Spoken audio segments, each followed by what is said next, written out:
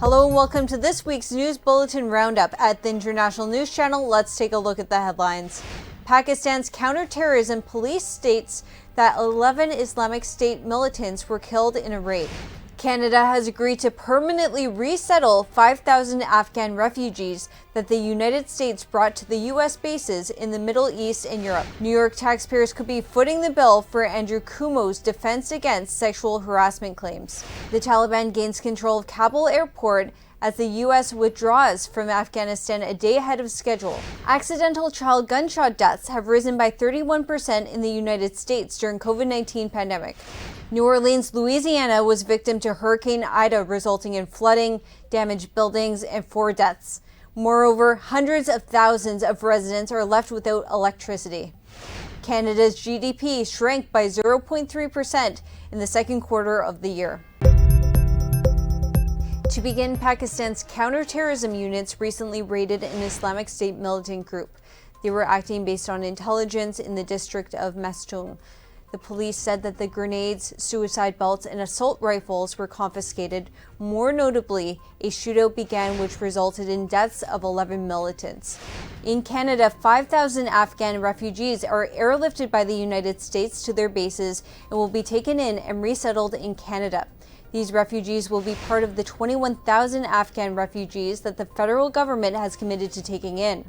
Approximately 100,000 refugees have been evacuated from Afghanistan since August 1st by the U.S., Canada, and other nations. A large number of these refugees are temporarily living in the U.S. bases in Spain, Qatar, Kuwait, and Germany.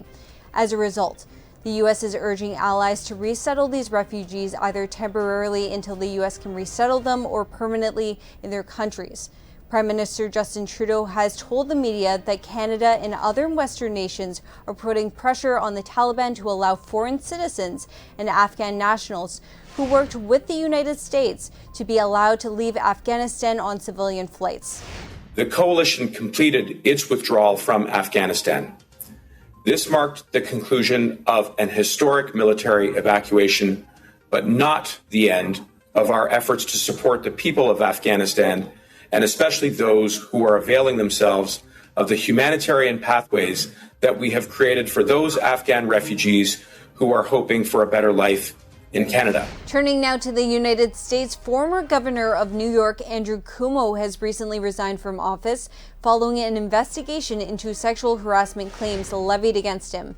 The investigation concluded that he sexually harassed 11 women, though Cuomo claims that the women have over-exaggerated or misinterpreted his actions. One woman, Lindsay Boylan, has stepped forward saying that she will sue him and any co-conspirators that allowed this to happen.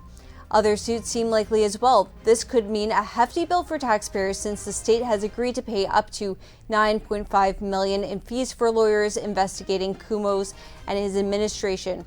However, this does not include fees for Cuomo's own private attorney, who is being paid for by his campaign committee. Whether or not the state will continue to pay the $9.5 million will be determined by Governor Kathy Hochul, Cuomo's successor. Started asking me personal questions. I was uncomfortable with that conversation, so I stood up to leave, and he walked across from his couch and embraced me intimately. It was not just a hug, it was an intimate embrace. Returning back to Afghanistan, the United States completed its withdrawal in Afghanistan on August 30th, 2021, a day ahead of schedule. On Tuesday, August 31st, a Taliban spokesperson declared victory over the United States on the runway at the airport. The Taliban has made it clear that beyond August 31st, foreign military will not be tolerated in the nation. While the Taliban has insisted that people are free to come and go from the nation and that it wants to keep commercial flights operating without security issues being resolved, it is unlikely that commercial airlines will agree to travel to the airport. Moreover, as a result of the chaos that ensued at the airport over the last couple of weeks, the airport remains in disarray with critical infrastructure destroyed. As a result, it is likely that the airport will not be fully functional for quite some time, a fact that the Taliban blames on the U.S. military. In other news, accidental deaths by children handling a gun have leapt from 98 deaths in 2019 to 128 in 2020, a trend that has only gotten worse. As of now, 259 unintentional shootings by children have resulted in 104 deaths and 168 injuries in the United States. At this rate, the numbers seem likely to surpass that of the previous year. Everytown, a U.S. nonprofit that advocates for gun control, says that this increase can be attributed to a mix of factors such as lack of childcare, record gun sales which occurred during the pandemic, and a spike in first-time gun owners. Meanwhile, the United States is facing another major issue. New Orleans has been hit by Hurricane Ida. The hurricane has resulted in the death of 4 individuals, flooding, lack of electricity for hundreds of thousands of people, and building damages. Some of these buildings were hospitals located in the path of the hurricane. In these hospitals, parts of the roof were torn off, water began to leak out of the walls, and the emergency generators were the sole providers of electricity. As a result, some hospitals in Louisiana were required to evacuate dozens of patients. Even more, this hurricane comes at the 16-year anniversary of the devastating Hurricane Katrina in Louisiana. In good news, the hurricane has since weakened to a tropical storm on Monday and is expected to continue to weaken as it moves throughout the United States. Turning now to Canada, the Canadian economy has shrunk by 0.3% between April and June. According to Statistics Canada, the total value of goods and services sold has declined in the second quarter.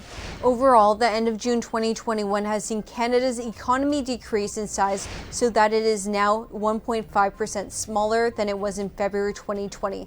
Although there was an initial recovery from COVID-19, which began last summer, this is the first time since then that the economy shrank for an entire quarter. That's all for today. You're watching the International News Channel. I'm Julia Cosby. Remember to subscribe, like, and turn on the bell notifications so that you don't miss out on any of our latest content.